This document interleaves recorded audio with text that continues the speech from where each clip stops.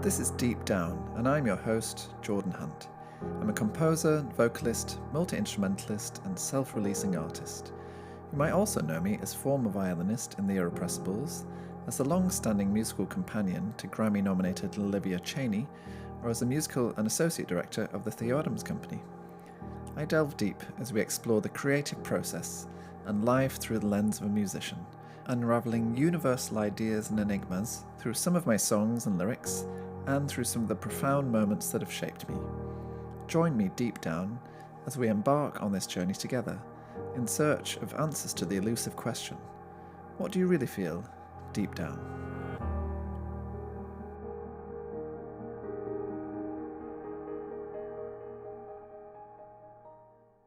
In this episode, I'm going to be delving into the first song that I ever shared with the world, my magnum opus, The Sea. As you might gather from the title and the name of this podcast, I have a strong affinity to the water, though this song is actually a love poem to my late aunt, and could be counted as my first success story, crossing over from the world of classical music to songwriting. I'll be discussing backstory and lyrics, and throwing some more light onto our wonderful relationship. So I hope you enjoy this special deep dive episode of Deep Down. Welcome, listeners. The time has come. I feel like I've been putting this episode off for a while because for some reason I feel more pressure with today's deep dive of my song The Sea than with any other song I've written. If the streaming statistics are anything to go by, it's probably my best performing track, although I hate that word, track. It's my best performing song. It's also the song that's probably been out in the public for the longest time, although it's not my first official single. It was first shared officially with the world in the form of its music video, which was released back in 2014, which is crazy, so long ago. It was premiered on Another Man magazine's website, thanks to my friend Alistair Mackey, who runs the show there. And they also very kindly featured me in the print version of the magazine in their Need to Know section. I feel quite sheepish about that now, as I didn't quite live up to their hype, and perhaps haven't fulfilled my potential I had a decade ago. But that self-doubt is probably for another podcast, and I know deep down I'm just a late bloomer. In fact, I wrote a song about that, which I will release one day. But the fact is that this song, The Sea, has done so well and reached thousands of people, and I could never have imagined when I first released it to the world a decade ago that it would be so beloved. And so I'm incredibly grateful for that fact alone. As I mentioned, it wasn't actually my first official single release. That top spot went to my song Mother, which is the first song from my debut EP, Long Lost. However, the music video for The Sea was available for people to watch for years before the release of my debut EP. And around 2019, it occurred to me that although a number of people were familiar with this song, having toured it, you couldn't actually listen to it on the streaming platforms. So I got it together and did a special updated remix of the original release, fine-tuned by the brilliant Ash Krzyzewski, who's a great chap that I found on a platform called SoundBetter, which is really great for anyone who doesn't naturally have a music community of colleagues and friends, and they're looking for someone online. They have mixing engineers, producers, vocalists, string players, etc. I already feel like I'm rambling off track a little bit here, but I realise I just have so much to say about this song. It's so layered in story, backstory, meaning, lyrics, how it came to be, its own release trajectory, the music video, etc. And I don't want to miss any of it in this special deep dive. It's also the most symphonic song I've ever written, I think. I mean, it only uses piano, violin, cello, and some percussion sounds, but I do feel that those string parts are totally integral to the fabric of the song, as opposed to just being an additional string arrangement that you might superimpose upon a song at a later stage. And it might be worth mentioning my affinity for the composer Claude Debussy, who's probably my favourite if I was pressed to pick one. I just love the way his brain works and how alive and modern and efficient his way of writing is. And of all of his pieces, one of my absolute favourites is La Mer, or The Sea, which was my first orchestral crush, you could say. If you're not familiar, check it out. It's a descriptive symphonic work in 3 parts, conjuring the different moods of a vast expanse of water at different times of day.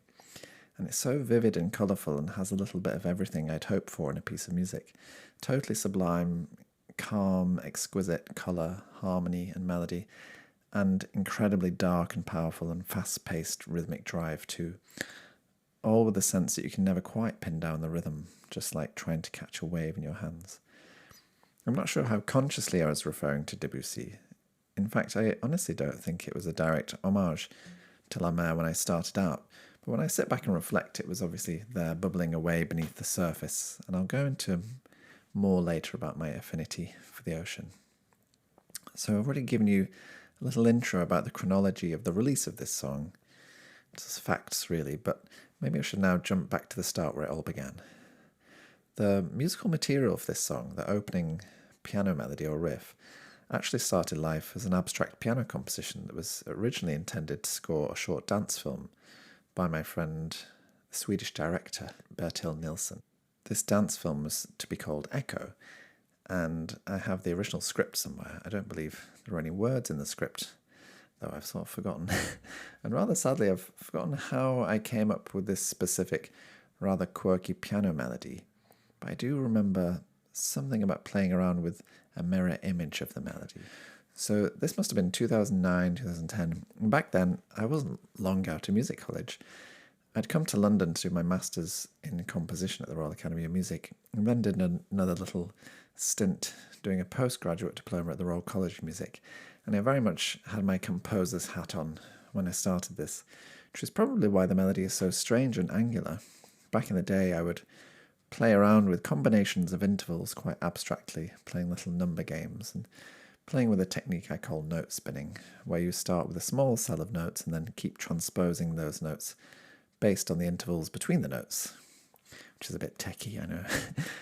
And in a more traditional compositional sense, I think they call it hexachordal rotation, which sounds a lot, but please don't be put off by that fancy jargon, because I don't really remember what I did either, or how I ended up there. But the tune exists. And the important thing is that I came up with this melody somehow, and it's so strange, and it's like a little earworm that somehow just stuck. I don't believe anything came of that project, although I have since worked with Bertil on some other dance film projects, one of which is called Figure 3, and is really fantastic. You can see that on Nowness. He comes from a circus background and has worked with lots of performers and dancers and makes incredible films and mini interview documentaries and gorgeous photography of these dancers in landscapes and in nature. So this little melody sat unused in my desk drawer for a couple of years before I stumbled across it again. Then, in February 2012, 12 years ago yesterday actually, we tragically lost my Aunt Agnes, who died whilst visiting her son, my cousin, who was living in the south of Italy at the time. She was the matriarch at the centre of the family, and it really rocked all of us to the core. You may connect the dots and realise that this is the same aunt that I mentioned in a previous episode who guided me on the path to taking music rather more seriously than I did at the time, and dissuaded me from a career in optometry. So we all have her to thank for that. But her loss was really devastating for the whole family. She was very much the social centre and would always play host to us all during holidays. She was a huge personality, very opinionated, and in my eyes, extremely fabulous. When I was growing up with her, by that point she was married to her third husband and had previously been married to 2 Americans, which I thought was so glamorous. And I loved hearing all the stories of when my mum used to visit her in Poughkeepsie and White Plains in upstate New York when they were both younger. I'll share a little more detail as I go through the lyrics because there's some quite specific references there. Suffice to say, her loss had a huge impact on me, and I was compelled to write this magnum opus in her honour, which was a real turning point for me compositionally. I dabbled in writing songs before that point and had certainly performed in public before then, I think for the first time in late 2011, but I feel this song, The Sea, is my first really successful attempt at marrying these two divergent musical worlds that I'd been trained in. As I've mentioned, I studied hardcore classical composition at Music Conservatoire, and by this point I'd also been a member of an orchestral art pop band called the Irrepressibles for about 6 years, which had been a totally new and different musical education for me. I think the fact that I had been in this band really gave me permission in my head to write this huge orchestral vision for this song to this person who'd been such a huge influence on my life. It's also worth saying that for the first few years of my foray into songwriting, there was this overarching feeling or thread that my songs were about the end and paying homage to people I'd lost. My aunt was my first great loss in my life, and this song really epitomizes that. And for the following few years, I drew on that pain to find creative inspiration and drive. And the end really was what drove me to write songs. And 2012 turned out to be a very sad year, all in all, with the loss of my on-again, off-again partner, Peter. It's probably where this term sad boy pop came from to describe my music. I hope that my music is more than just sad these days, but melancholy definitely provides the undertow of most of my work, even if it's just to act as a relief to a sense of hope, to feel like there is a journey from darkness to light. In terms of actual composition of this song, it's probably one of the most complex things I've written, which possibly gives it that depth that people are drawn to and means that they're drawn to revisit it more than once and to be able to peel back the layers. Why don't we start with that opening piano instrumental, seeing as it's quite a while before the vocals even come in.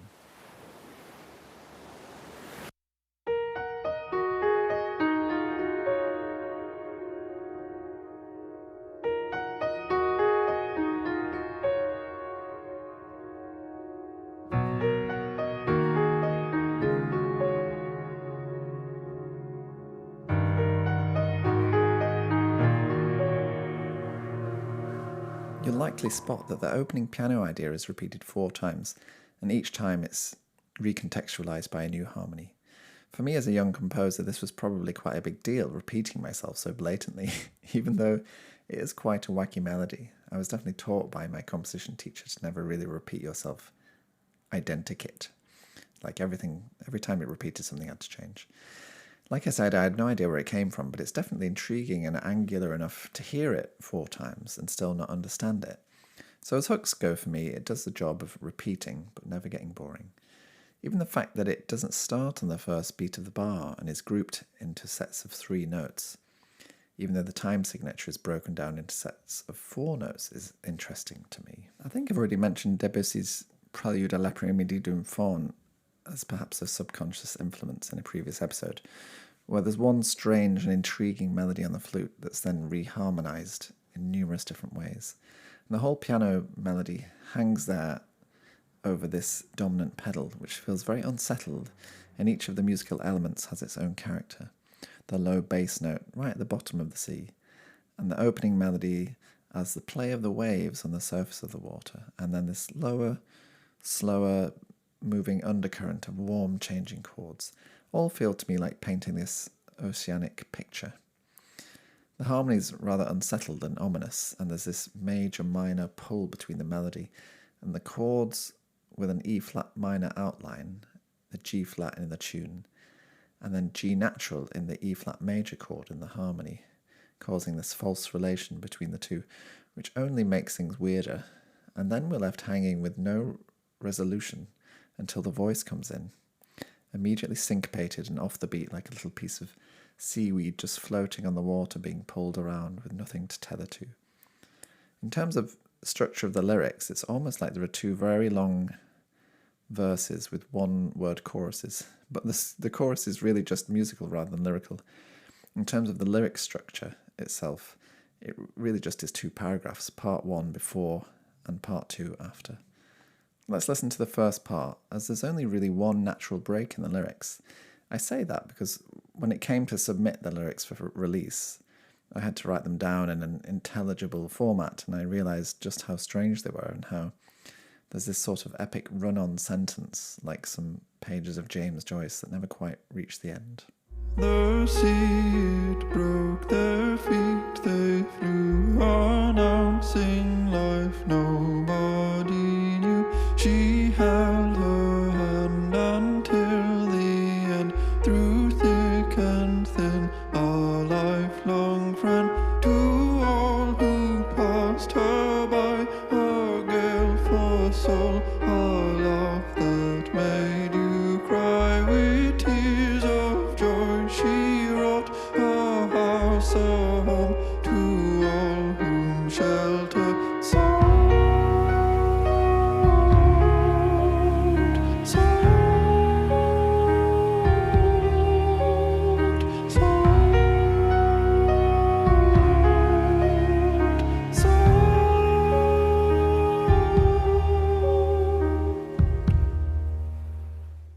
So there we have the first verse into the chorus, or you could think of it as part one.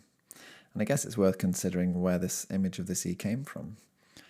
When I was picturing the final days of the life of my Aunt Agnes, when she was in the south of Italy visiting her son, I was struck by this image very clearly in my head of her being by the sea, and I can picture still the same image of a beach in Italy that I visited once whilst on tour with the Irrepressibles in Bari, where with no incline the sand stretched out for what seemed like miles before it met with the coastline at the water's edge.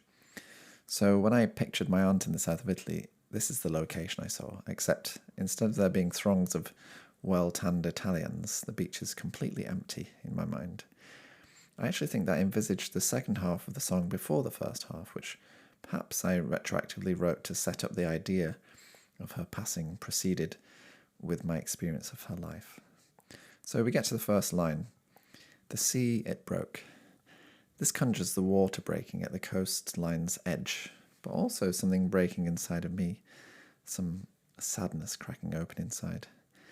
And in quite a dreamlike way, we fly through a series of images of her being present at my birth, supporting my mother. So the next line, their feet they flew, announcing life nobody knew. That's quite a funny little tale where apparently my mum was watching an episode of Fame when she went into labour with me. And I was her firstborn. I guess she wasn't familiar with the process of her waters breaking. So here we have this image of my mum going into labour, and now the first line, the sea it broke, makes a little more sense. Their feet they flew is an image of these dancers on the TV screen in Fame. I believe my mum said it was Leroy's audition episode, apparently. And by all accounts, she'll never forgive me for having had to miss the end of that episode because she had to go into hospital with me. And so in a sort of filmic way, I'm picturing the dancers of Fame jumping around. Their feet they flew, announcing life as a sort of visual metaphor for my entry into the world. The fourth line, nobody knew. I think my mum was perhaps not showing as much as some women do during pregnancy, so I think it was all a bit of a surprise to her. The next line, she held her hand until the end. That's just a nod to the fact that my aunt was there when I was born, holding my mum's hand during the labour. But also, as the next line says, through thick and thin, a lifelong friend.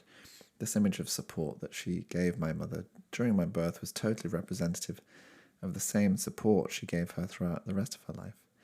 And in this sort of sense, through thick and thin, a lifelong friend to all who passed her by. She was an active member of her local Catholic church, and for all her tempestuous nature, she was endlessly generous and would do anything for anybody. A true Aries. A gale-force soul. Like I mentioned, she had a huge personality, and this could sometimes come out in a rather overbearing manner, but you know deep down that it was care that was driving her. A laugh that made you cry, with tears of joy she wrought, her house a home to all whom shelter sought. So again, playing with these opposites, tears of joy, laughing and crying. I guess I was trying to capture the whole spectrum of her personality in just a small number of words. And in the same way that the melody is syncopated and doesn't really hang on to any beat, like that untethered seaweed, similarly, the lyrics flow in continuous breath with shifting syntax and combinations of words or groupings that could mean more than one thing. We eventually arrive at sought, which is such a bizarre place to arrive for a chorus to hear the word sought sung 4 times. Her house a home to all whom shelter sought. She had a huge family, 4 sons and 4 siblings with their own children, all the cousins piling into her terraced house for family gatherings, a hugely generous soul. We have a little musical interlude where we hear this piano idea again. Now I should mention before we move on that some people may spot this piano idea during that first verse, but instead of the quick quaver pattern of the start, we hear it superimposed at half speed over the lyric material, which is one of the parts I'm most proud of in this piano arrangement. Perhaps I'll just play it to you. So you have the vocal melody.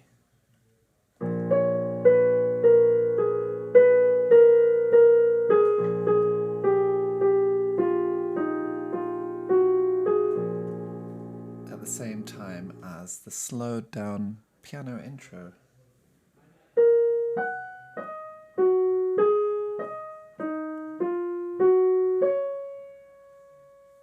And together you have.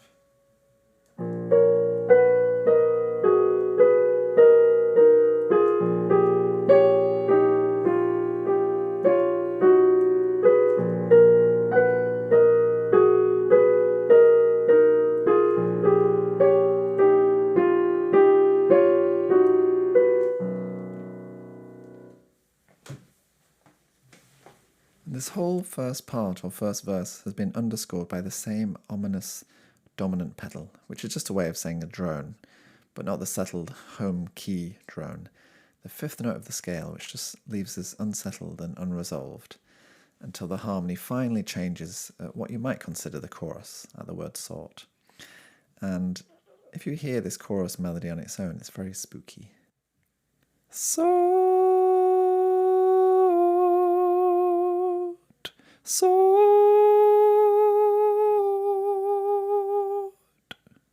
I guess it's conjuring a siren out at sea.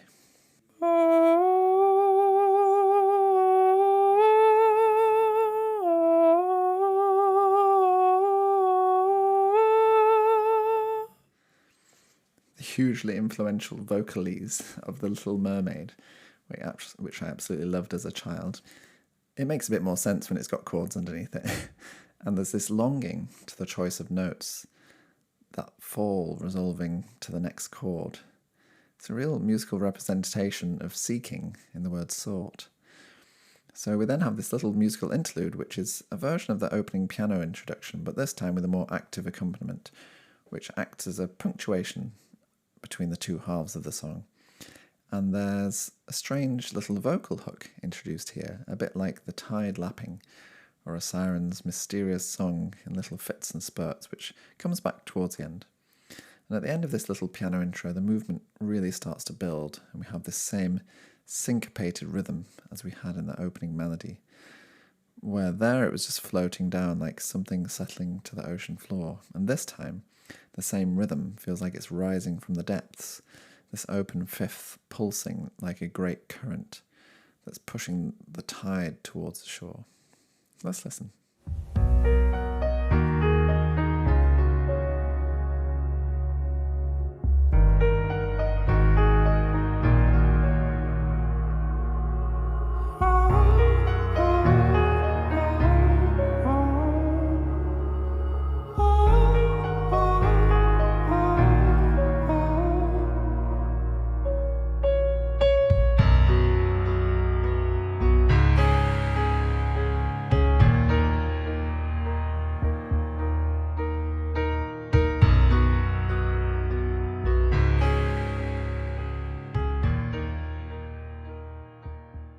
I'll recite the lyrics in case they're unclear in the vocals.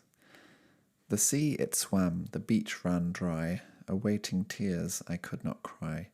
He held her hand until the end, through earth upon the earth to send her soul into the sky. I watched a statue, shoulder on which to cry, those tears I could not find, lost out at sea, the crowd I could not hide. So here I'm describing the weeks after her passing, and in my shock and grief, I remember not being able to cry. I had this very surreal image of the same beach in Italy, but the water swimming away from the shoreline, so all you could see was sand. This very stark image of arid nothingness. The beach ran dry, awaiting tears I could not cry. I also remember vividly accompanying my mum and sister to visit my aunt, who was lying in state, my queen. And although I was in the room with them, I felt this need to keep it together and chose not to view my aunt at the end.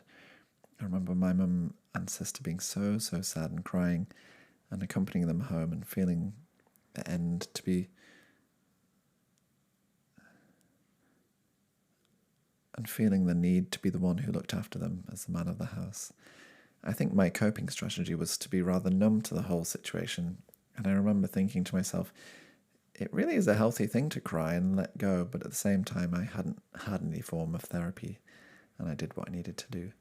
I suppose, in a way, the writing of this song was my form of grieving and bereavement. The next line that mirrors the first verse, he held her hand until the end. I'm not sure if this was a fact or an imagined reality, but instead of my aunt holding my mum's hand through labour and my birth, this is a full circle moment of my cousin holding his mother's hand on her deathbed. And then the next lyrics cut to the funeral. And I use that word cut. It really does feel surreally filmic in my head. Like that's the only way I could process these images and feelings. Through earth upon the earth to send her soul into the sky. I remember this was the first proper funeral I'd been to. I was too young to attend the funerals of my paternal grandmother and maternal grandfather and my Uncle Joe. So this is my first experience of being an adult and seeing the whole Catholic ritual in the cemetery, each family member throwing earth upon the coffin in turn. It's very moving and not at all real. Only a few weeks after her passing at this point, I was still quite numb to the fact, and as the remaining lyrics say, I watched a statue, shoulder on which to cry, those tears I could not find. Lost out at sea, the crowd I could not hide. I was there as an emotional shoulder to cry on, but I couldn't conjure the tears for myself.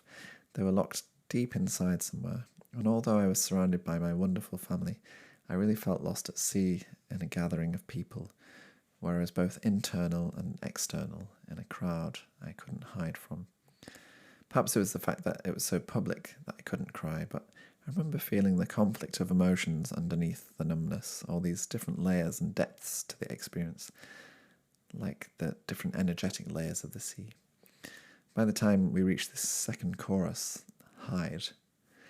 I'm certainly not trying to hide with this vocal plea. I may have mentioned before that I love contradictions and juxtapositions, and the fact that here I'm doing anything but hiding with this very high melody. Let's hear the second part up to the end of that second verse. The sea, it swam the beach, ran dry, awaiting tears I could not cry. He held her hand until the end, threw earth upon the earth to send her soul into the sky. I watched a statue, shoulder on which to cry, those tears I could not find. Lost out at sea, the crowd I could not hide.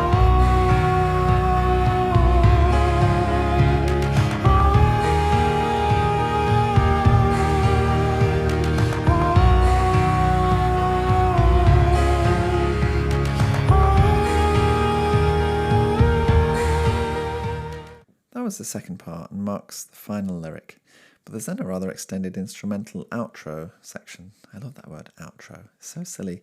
It's just the opposite of an intro. I can't remember where I first came upon it.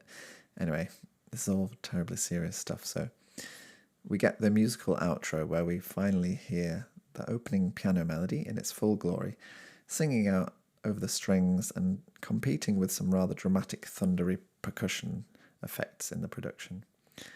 It feels like the height of the emotional storm or the tempest, and there's this siren hook brought back in the strings, which is like the lapping of the tide, but in its fullest, most muscular form. And as it builds to the end, they pass this little hook back and forth antiphonally between each other, as the voice soars higher and higher in the most dramatic moment of catharsis. And one of the highest notes I've sung on record. There clearly was a lot of angst to release in this song, having not cried during the grieving process. We're left after the peak of the storm, shipwrecked, for want of a better word, on the shore, with the tide lapping at the water's edge, a little siren voice joining in that earlier hook, and we hear only fragments of this in the strings. They only play one note each of the hook in an exhausted arrival back to the safety of land, utterly spent from this emotional roller coaster. And there's a true fade rather than the classic pop fade of a loop where the producer just turns down the volume as the song that never ends keeps going in our mind, which is a very clever trick. Here it's the same kind of insistent looping but orchestrated to actually fade out as the piano climbs slowly from the lowest note, each repetition floating closer to the water's surface. let's hear this final section.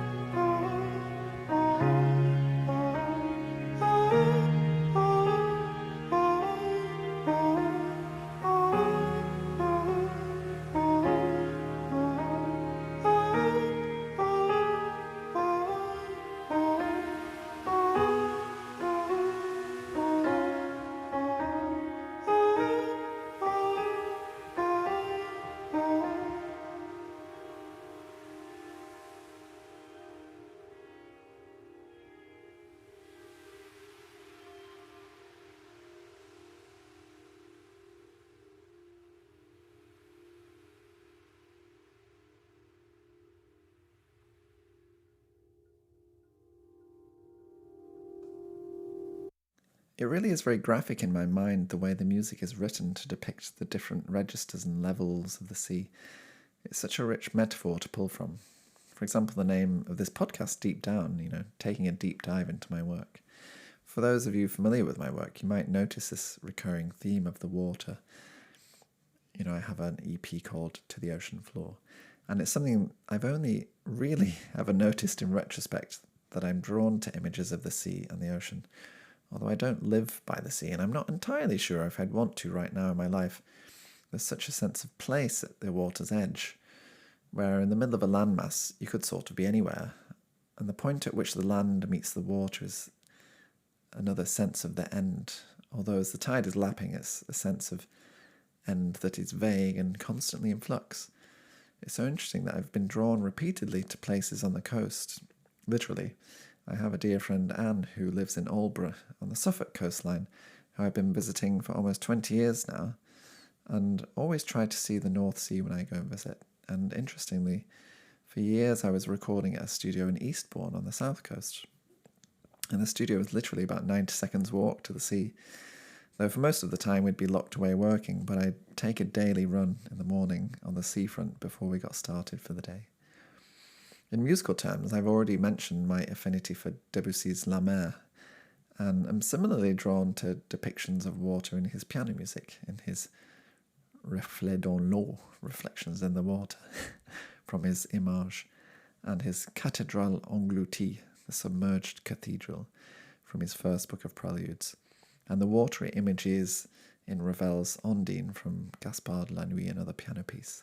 And then closer to home, of course, Benjamin Britten's 4 sea interludes from his first opera, Peter Grimes, actually set in Aldeburgh, the place I visited so often.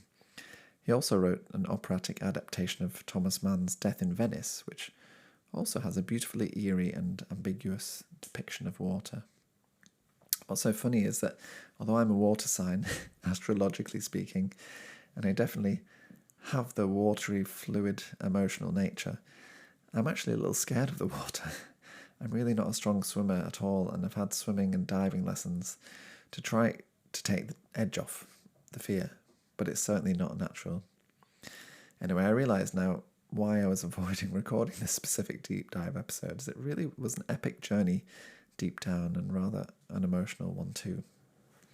I haven't yet mentioned that the string players on the record are my dear friends from Principle 6, who I met in The Irrepressibles, Charlie Stock on viola and Nicole Robson on cello, who gave up so much time to perfect those string parts to make emotional sense. And James Field, whose birthday it is today, very presciently, who helped me to refine the role of the percussion. Although I recorded the piano part, I'm always grateful to my one and only one-take wonder muse, Sarah Kershaw, who plays piano in Principle 6 and has played the piano part of this song on many occasions, and encouragingly thinks of this song as one of her favourites of mine. Of course, the song wouldn't exist as it does now without the final member of Principle 6, William Turner Duffin, who helped me mix and engineer so many first iterations of the song at his studio back in the day in St Albans, and also recording Principle 6 back at my friend Anne's house in Aldborough. Thinking of that, I now vividly remember Charlie, Nicole and Sarah recording backing vocals, sirens, like the 3 degrees, doubling my vocal outro hook. I already mentioned that the talented Ash Krzyzewski took these stems years later and spruced them up for the version we now know. It's now 12 years since the passing of my Aunt Agnes, and this also marks 4 years since the release of the single back in February 2020. As I mentioned earlier, there was a music video long before that single release, and I owe a huge debt of gratitude to a small army who worked on that. The incredible artist, my friend Sam Williams, who directed and edited it, and the DOP, Paul Bates, who captured such beautiful footage in such a short space of time. The inimitable Issamea French, now world-renowned makeup artist, who at the time was a fledgling member of the Theo Adams Company too, and had possibly more experience in face and body painting than in the beauty industry, but who came up with this iconic black and white painted look that makes me look like some kind of corpse in a Egon Schiele painting, and whose hands star in those painting scenes. There was little time left to mention how my first proper meeting with Issamea was on a photo shoot where she painted me completely blue from head to toe for an intertwined nude portrait by my friend Matthew Stone. I remember her being extremely thorough and her kneeling down absorbed in the fine details, and I remember saying something like, "I think we're good there. I doubt any of that bit will be on show." And she replied, ever the consummate professional, "I think it's just best if we cover all the bases, just to be sure." I'm not quite sure where that photo ever went, but I'll try and dig it out. And in the video, she also painted the arms of my friends Nando Messias and Anna Levenhaupt, and I think Masumi Saito, who were busy painting me and covering my eyes at the start. I must acknowledge that the whole concept for the video was inspired by my friend Masumi, who was describing to me the very otherworldly Japanese funeral ritual, where the deceased is undressed and washed in front of an audience of family, and is then redressed in ceremonial burial robes. This description painted such a stark picture in my mind that the performers undressing and then painting me are sort of washing my torso with paint to try and revive me. And then I flail around at the end because, performance art. I was young, what can I say? Gosh, I really, really hope I've done the song and the story justice, as when I came up for the idea for this podcast, I really wanted to share so many of these details and anecdotes to bring the work to full-bodied, well-rounded life. And once you're in the flow actually doing it, I realise it can be difficult to remember every single thought I've ever had about the subject, and yet keep it concise as possible. I think I've done a decent job, I hope. So here's to my late Aunt Agnes, the dedicatee of this song, someone I'll never forget, and who will hopefully continue to live on as long as this song does. I want to thank my family also for their support, and for my cousins who lost their mum, and my mother who lost her sister, my sister who lost her aunt. I wish she was still with us all now. If you've not actually heard the song in full, properly, without my interruptions, then please go and check it out. It's on all the streaming platforms and obviously on YouTube and Vivo. Thank you so much for listening today. Don't forget to subscribe, follow, and review this podcast. And if you like it, share it with your friends or on social media. You can find me on all social platforms by searching at Jordan Hunt Music, and you can listen to my music on all good streaming services. Deep Down uses bits of my music nabbed from my songs Ocean Floor and Peter. Check out the show notes on jordan-hunt.com for exclusive tidbits from this podcast. I'd really love to hear from you via DM or email via my website if any of these experiences resonated with you, and if you have questions, suggestions, or requests for future episodes. Thank you so much for listening.